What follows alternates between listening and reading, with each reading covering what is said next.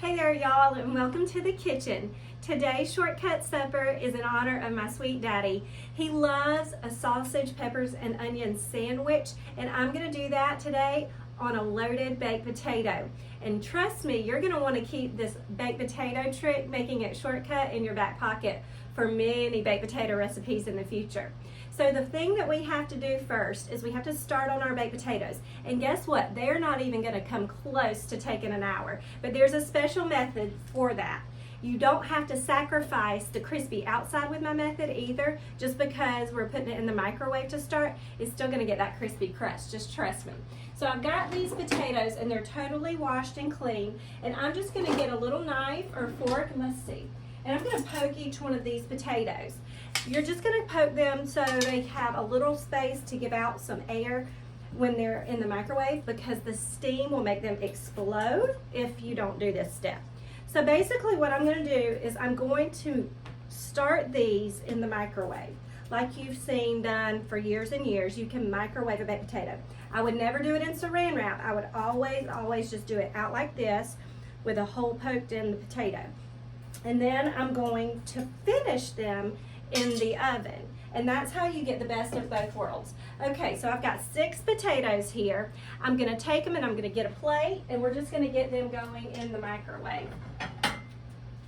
For starters, I'm gonna go about 7 minutes on these. Check them and rotate them, and then we'll go a few more minutes. And while they're working, we'll start on some other things. We still gotta talk about our shortcut ingredients. Oh, and it's always a wonderful surprise when you find your coffee. I think I needed that. Yes! Story of a mama's life, finding that coffee in the microwave. Okay, so like I said, we're gonna start with 7 minutes, and we're gonna let them go. That is also completely dependent on your wattage in your microwave and the size of your potato. Those are medium-sized potatoes. I have a regular 1100 watt microwave. You can do some math. If you've got smaller potatoes, maybe start with 6 minutes or adjust accordingly. So the next thing I want to talk about is our shortcut ingredients after I get a sip of coffee, because I feel like the Lord just showed me that for my benefit. Okay, so for the sausage, smoked sausage is easily found in your meat section. We live in Alabama, and if you live anywhere near us, we have a place called Conecuh. It's Conecuh, Alabama, and they are known for making Conecuh smoked sausage. I recommend, if you have not ever done that, go to the Conecuh factory, get yourself some Conecuh sausage. You can even order it shipped. It's excellent. But you can use any smoked sausage that you can find anywhere. Also, any heat level. If you're a person that likes spice, if your family's good with that, you can get even a spicy sausage. But this is just a regular smoked sausage, medium mild heat, that I'm using today. And then I'm using a bag of pre-cooked peppers and onions, or pre-cut, peppers and onions that you can just get right in your freezer section. This is an excellent tip. I also like to have frozen onions by themselves on hand for days that I don't feel like messing up my makeup and crying before I have to go somewhere. That's a huge tip. Even when you chop as fast as I do, sometimes those onions are so fresh you can't get away with it. Then I'm gonna need a can of diced tomatoes, and I'm gonna need a couple of tablespoons of tomato paste to make the gravy that's gonna help fill our potatoes, and then a little chicken base or bouillon. You could also use beef base here. The point is, having the base of this slow cooked flavor is gonna amp up the flavor of your gravy like nothing else will. So beef base, chicken base, they even make a vegetable base. We'll want a few tablespoons of that. And then I'm gonna go in with a couple of cloves of garlic. If you've got minced garlic on hand, you would just use a couple of tablespoons or a little shake of a tablespoon of garlic powder. I love knowing all those changes that you can make based on what's in your pantry. That's another good thing I teach. You need to know what you've got, and you can swap those things out as you need to. This is optional. A jalapeno is a really good addition of flavor, but know your jalapenos heat, because they can vary on the Scoville level from fairly mild to way up there. They can shock you. If you feel like you want the flavor, taking out the ribs and the seeds will add some flavor without as much heat. Know your crowd, okay? So I like a jalapeno in mine, but that's totally up to you. So we're gonna also get a little cheese on top of this. Few of them will leave without cheese, that's preference, but I have a little block of Colby Jack, which I feel like is a perfect cheese for this, but if you have Monterey Jack or anything like provolone, that would be excellent as well. So while our potatoes are going, I already have my oven to 425 degrees. As that's happening, I want to start working on my sausage, peppers, and onions, and that yummy, yummy gravy that we're going to make in the bottom of the pan. So the first thing I'm going to do is get my sausage working. As always, I'm going to go ahead and link my knife below here because it's very important to have a very sharp knife. I say it all the time. If your knife is over 5 years old, typically you're going to need to have one, especially if you cook as often as I do, you're going to need to have one pretty soon. So I just recommend if you have been sharpening your knives over and over for a while that you go ahead and get another knife. This one is super inexpensive. It's a set of two different sizes for like 30 bucks on Amazon. Shipped to your door. I love that. So I'm going to go ahead and get my special cutting board out here so I don't get meat on my board. This actually was my husband's grandmother's cutting board. Look how sweet that is. She always had this glass cutting board, and even though smoked sausage is already pre-cooked at this point, I prefer not to get meat on my wood cutting board. Okay. Now, we are going to go ahead and get this sliced. You hear my oven singing to me? We're going to get this sliced into little bias, about 1 inch rounds. Basically, what we're going to do is we're going to start getting this into lengths because they're already curled up like this, and then we can line them up and cut them a little bit more evenly. See, just like that. See, now they're all in a row. And then I'm just going to angle it on a bias. And the reason that I do that is it gives more surface level of the inside of the sausage to the heat to add that crispness and that browning. So like I said, that's just the bias. You want it to have that angle to get the contact with the pan. See, like that?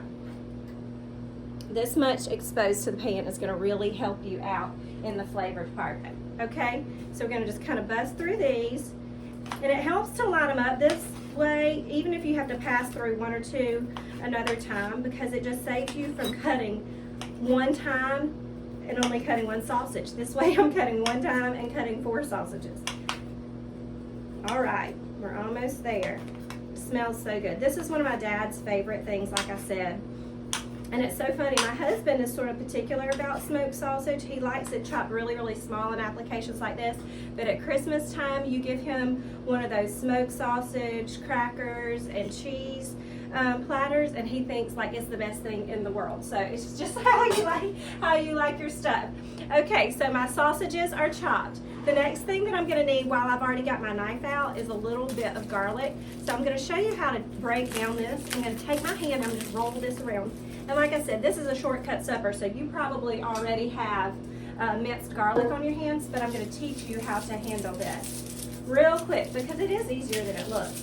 I'm going to get off 2 cloves, and these cloves of garlic are actually going to go in at the point my tomatoes do, so we don't want to get an incredibly high heat on these. They're just going to go in at the tomato gravy portion so they can mellow out in our sauce. Bang it with your knife, just like that, and it comes totally off. And at this point, it's almost already minced for you because we just hit it with the side of our knife, just like that. Boop. Okay.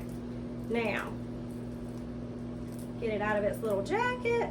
2 cloves of garlic ready for us. I'm going to cut these just a little bit more because nobody wants to have a huge chunk of garlic in their sauce, but this is going to cook in sauce, so it's not going to be incredibly powerful.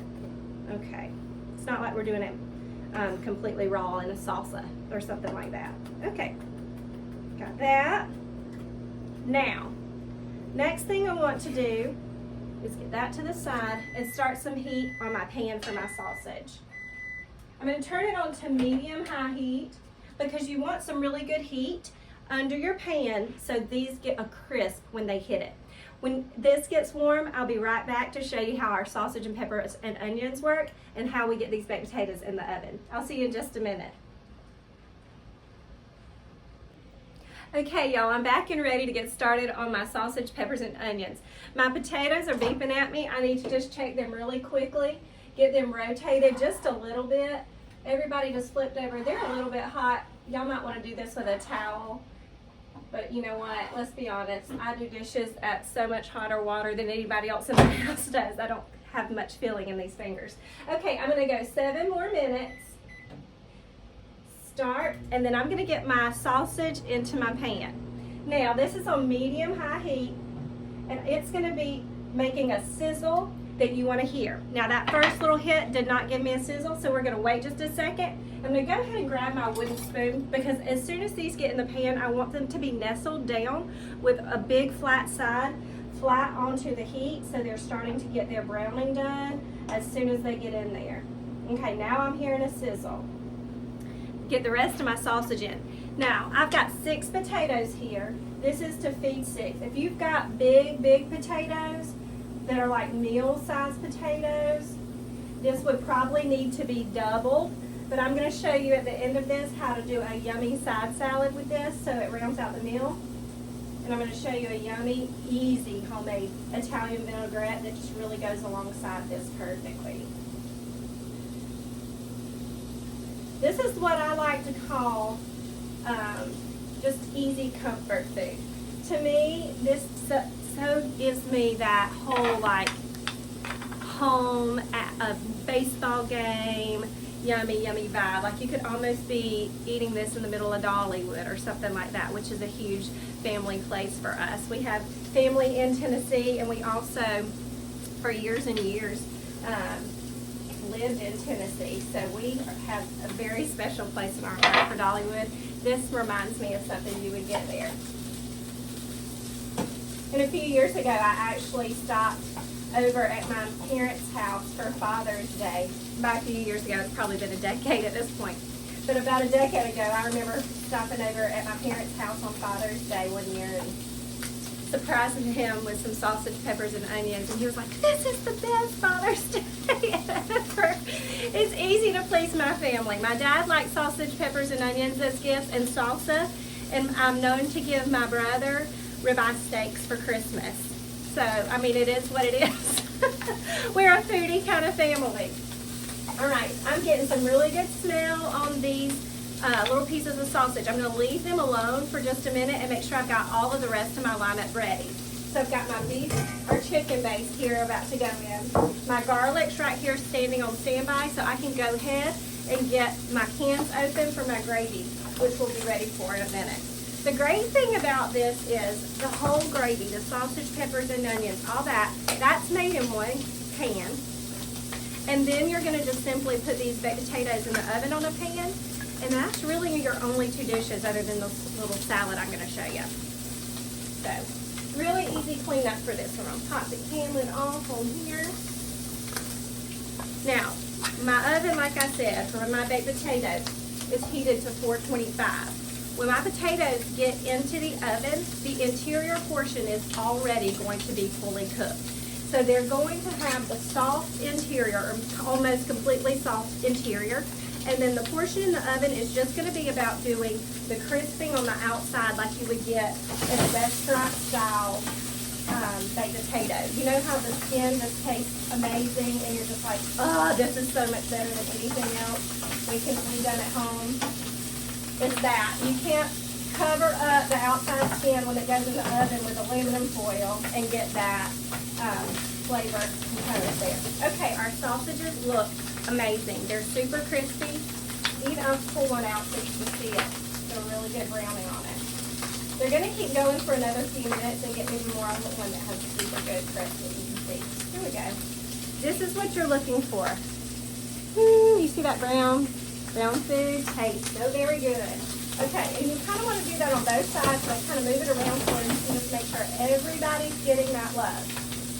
And now, we've learned, if you've watched me ever before, certain things need to go in the pan in a certain order. And normally you would think peppers and onions go in now, but tomato paste is a key component in our gravy. And it needs to get on the heat to wake up its flavor and offer what it really can to the dish. So I'm going to go in with about 2 tablespoons of tomato paste, and then I'm going to add in my peppers and onions to the mix. So I'm just basically going to let this have a few seconds to stir around in the heat before there's anything else going in the pan. to bring the temperature down. So this will have a moment to really just wake up. I do this often too with spices. So you'll notice next, after I get the peppers and onions in, before we add the liquid from the tomatoes, we're going to add in our spices that will season the rest of our dish. And all that is going to be is a little bit more of the garlic and onion powder kind of thing to really mimic the flavors that are already in the dish, as well as a little bit of oregano. Okay. So in go my peppers and onions. And because these are frozen, they're going to immediately bring down the temperature of the dish slightly, and that's perfectly fine. That's going to give a point of time for you to concentrate on deglazing the pan. If you've got fresh peppers and onions, good news. That's okay too. As soon as you salt them, they'll start to bring moisture out of the peppers and the onions, and the liquid that comes out of those will help you in the deglazing process as well. So now I'm going to go in with about a tablespoon of oregano. You can also use Italian seasoning. And I like to put it in my hand and rub it like this so it really wakes up the flavor of the oregano. Got to wake up the flavors of things that have been in there for a really long time.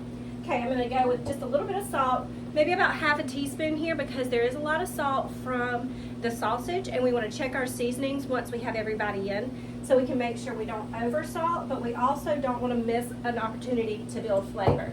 And then I'm going to go in with a teaspoon of onion powder. You know, this kind of smells like pizza, just so you know. Like, it's a really good hit all the senses kind of dish. Then about a teaspoon of garlic powder. And actually we're going to put real garlic in here. The thing about that is they hit different notes. The real garlic has like a sweetness once it mellows out in the dish, and the garlic powder just seconds that flavor and brings it up a notch to have a deeper, fuller garlic flavor.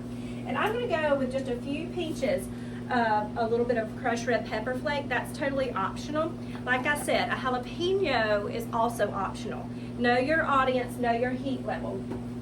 I'm going to be feeding some young ones today, so I'm not going to knock their socks off with heat, but if it was just me and my boys and my husband and my daddy, we would be doing the jalapeno. Okay, so that feels good. That feels ready. So I'm going to grab my towel, get this off.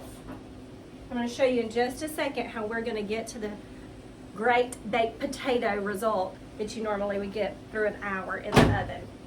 Okay, so all my seasonings are in here, and I'm going to stir this around.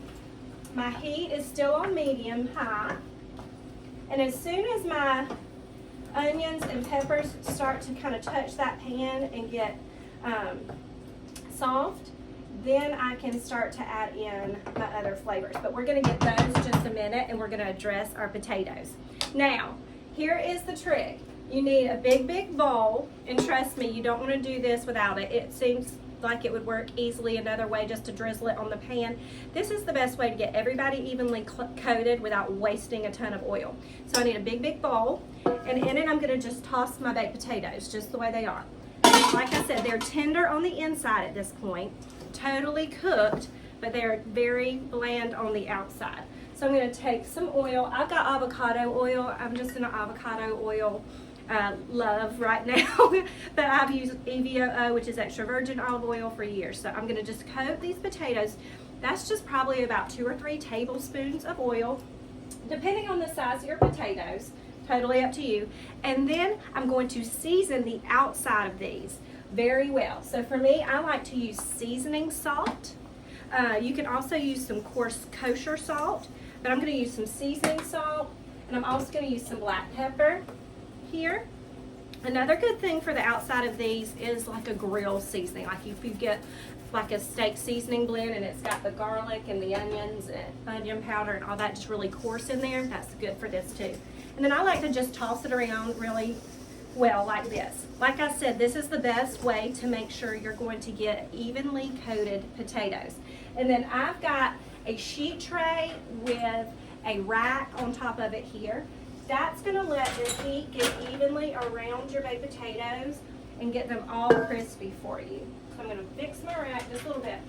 My oven again is on 425 degrees, and they're just going to go in for about 20 more minutes while we do this. And honestly, they'll be ready in about 10. I just love an extra crispy crust. My husband likes to go tap, tap, tap, and it sounds like the countertop. That's how crispy he likes his crust. Okay, now I'm gonna take my tomatoes, my garlic, and my chicken base and finish out this gravy before we move on to our salad. So we've got a good simmer going here. Just the little bit of moisture from that tomato paste and our peppers and onions is all that's in this pan at this point. So I'm gonna put in a can of diced tomatoes. If you've got stewed tomatoes with Italian herbs or anything like that, that also works really well here. And then I'm going to take my garlic, get it into the pan. And it's minced, but it's not incredibly small. But like I said, this is a shortcut meal. You should probably have your minced garlic on hand. I just wanted to show you how to do it if you've got garlic cloves. It's important to know the skills, even if you're not using them every day. To me, it's important to know the skills. And now I'm going to put in a tablespoon, a heaping tablespoon of this chicken base. If you have a bouillon cube, I would put in 2 bouillon cubes at this point, or you can even do chicken or beef bouillon. But I prefer this because I have an easier time finding it in the organic form, and it's also easier to control how much I'm using. If I want just a little bit, it's easy to get a little, and I can get a lot without having to unwrap 45 cubes of chicken bouillon.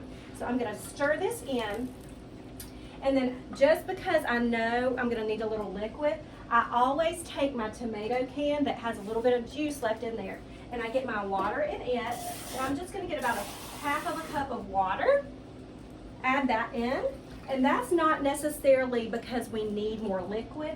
That's going to give it room to simmer and then reduce again while it's cooking our tomatoes down and making a yummy, yummy sauce. All right, so making sure that chicken base is all stirred in, and then in just a minute we're going to come back and I'll show you how to make a delicious salad to go right alongside. See you in a second. Okay, y'all, I'm going to show you how to do this easy salad that's going to change the game on the way that you see salad dressing that you make at home now. It's not hard. It's definitely easier than you think, and it's definitely more delicious than what you've had before. But first I want to start by showing you what's going in our salad. I've got some spring mix that's organic and pre-washed. Really, you can use whatever lettuce your family prefers. Even if you like a bag of a romaine mix with veggies chopped up in that, that works too. This is just the veggies that are going to go with this awesome dressing that I'm going to show you. So for me, I've got spring mix, I've got cucumber, I'm going to use about half of this, I'm going to use about half of this red onion, and then I've got a beautiful selection of, like, these are called sangria tomatoes. I'm going to chop these in half real quick, and that's about a cup of those. So for the salad, that's all that's really going to go in there. I'm going to basically give a base for this excellent dressing, and you're not going to care what it's going to go on after this. So I'm going to chop my cucumber. I like to keep my cucumbers fairly small. I half them and then I half them again. And you always want to work on a flat surface when you're chopping. So I take them and I line them up just like this, and you curl your fingers under, and I'm going to pass through just like this. With the rocking of the motion of the ocean, you're not going to pick your knife all the way up off the board. The rocking is what's keeping you stable, and I'm just barely pushing the cucumber forward, and it's done. Okay, and then I'm going to cut my onion in half. You don't need all of them, so I'm going to save half for another day. Thank you, buddy.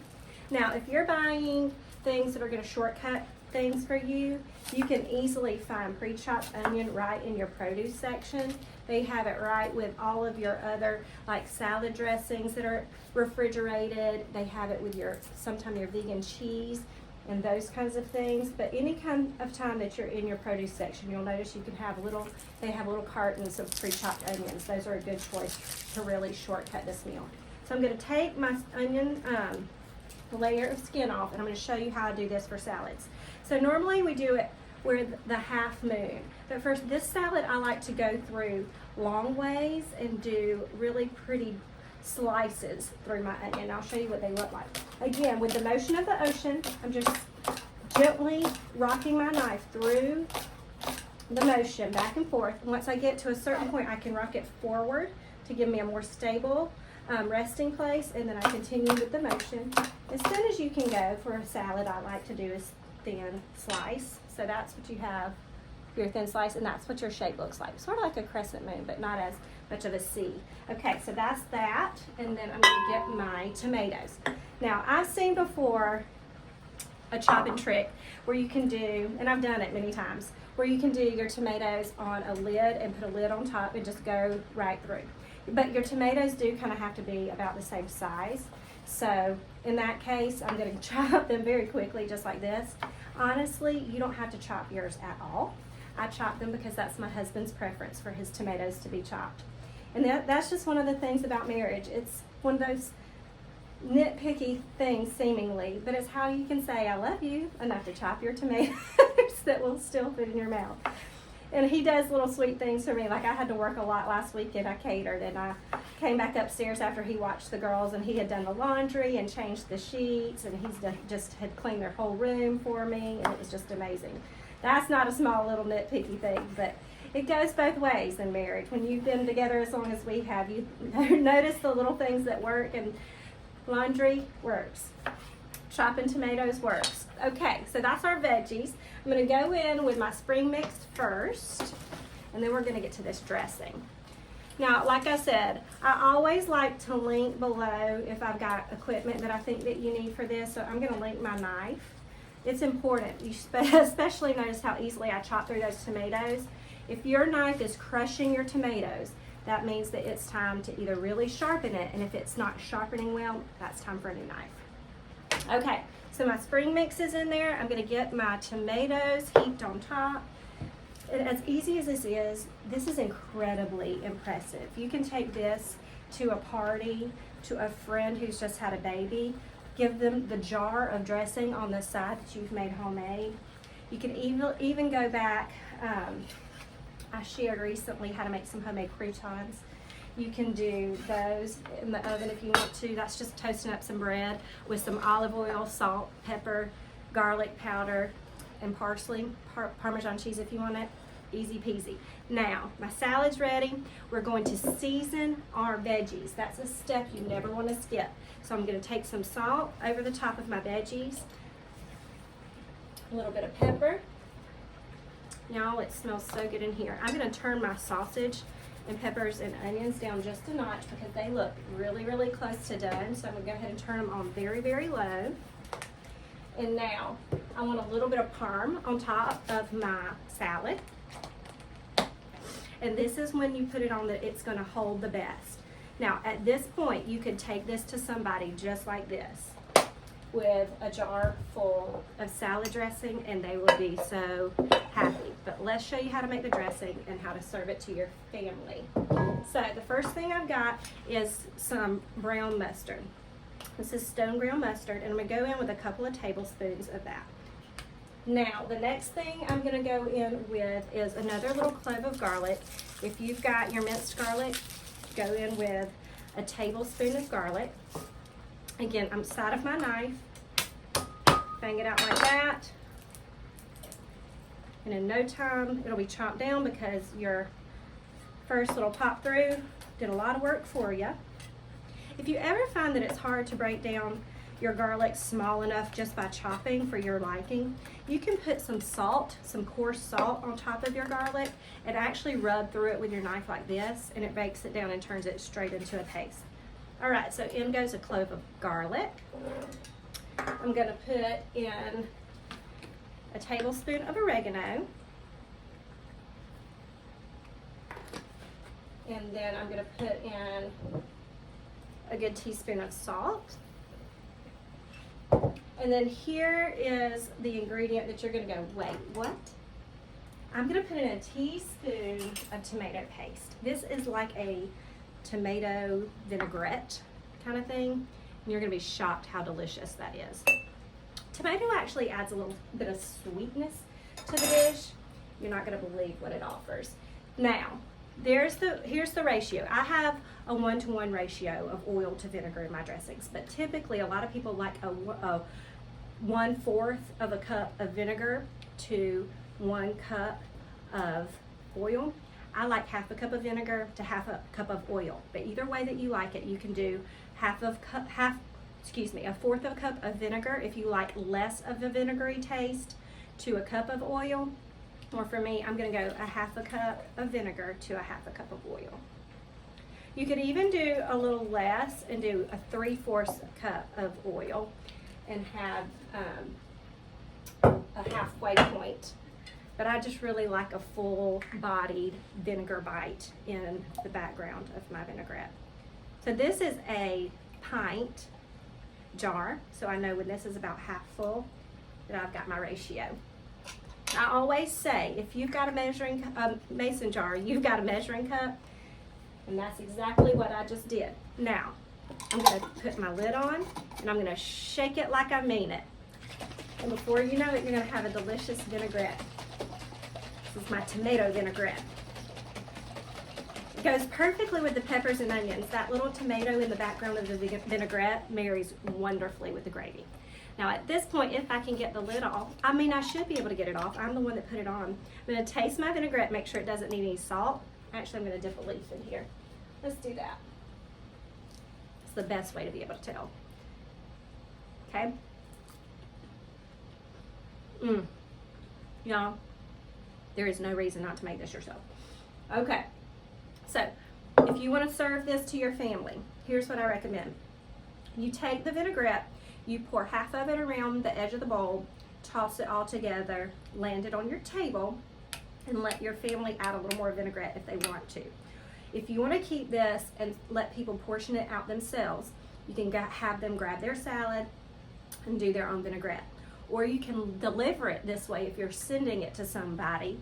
This is separate, and just hand them the jar. Absolutely delicious. Okay, now we're gonna have to look at this baked potato situation. I'm gonna get cleaned up, and then we're gonna pull them out of the oven and see what they look like. See you in a second.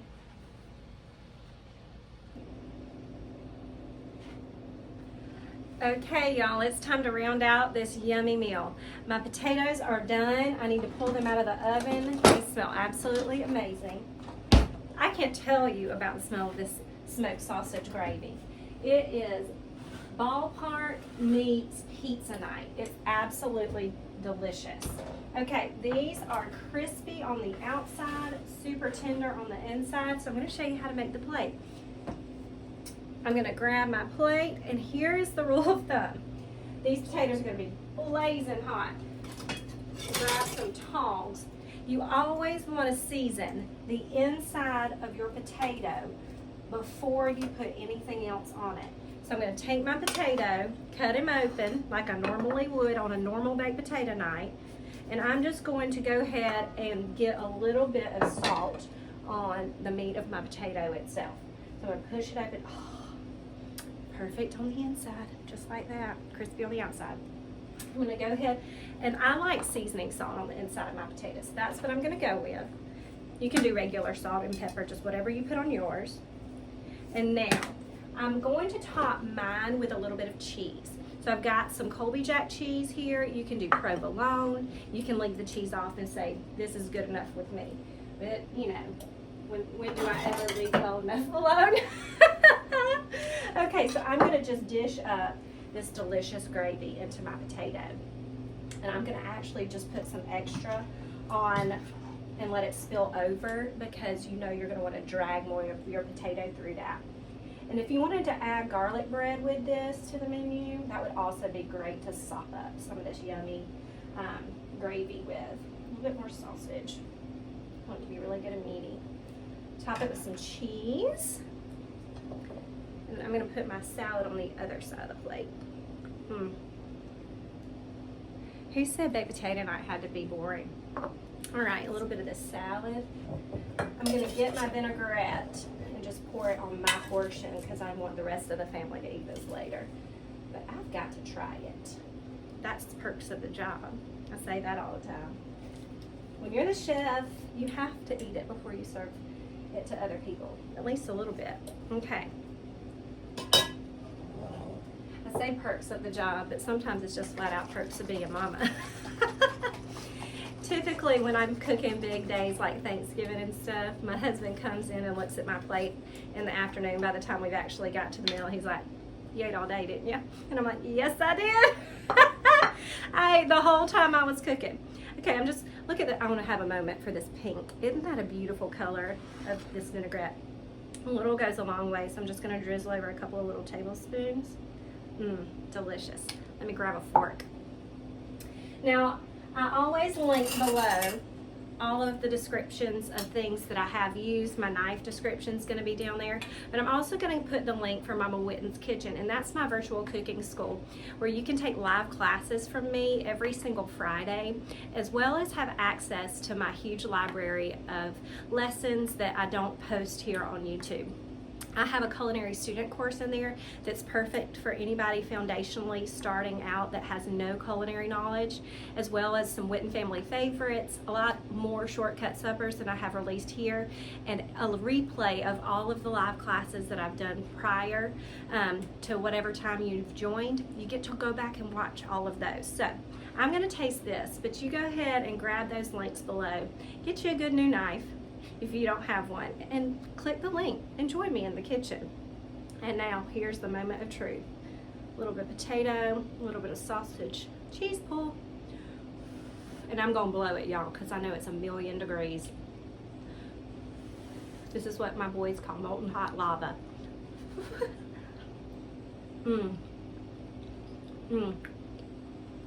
Y'all, it's amazing. So good. And you even get like a little background reminder of low country boil because of the combination between the sausage and the potatoes. Now I've got to try this salad. Like I said, I put a little parm on top of this. You could use a few croutons on top or some garlic bread on the side to do the rest of that gravy sopping. Absolute delicious.